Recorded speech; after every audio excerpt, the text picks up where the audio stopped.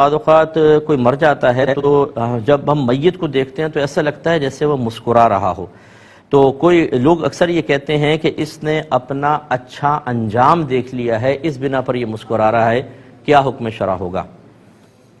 دیکھیں، یہ تو بہت سے اکابرین سے ثابت ہے کہ انہوں نے بوقت وفات وہ مسکرائے ہیں، اور یہ حسن ظن بھی قائم کیا گیا ہے کہ جو بوقت موت مسکرا رہا ہو یا مرنے کے بعد مسکراہٹ اس کی واقعی مسکراہٹ ظاہر ہو رہی ہے. ایک تو ہے نا کہ لگتا ہے، ایک ہے واقعی مسکرا رہا ہو تو اس کے اچھے انجام کے بارے میں حسن ظن قائم کیا جا سکتا ہے. لیکن یہ کوئی قرآن یا حدیث میں ایسی بات نہیں آئی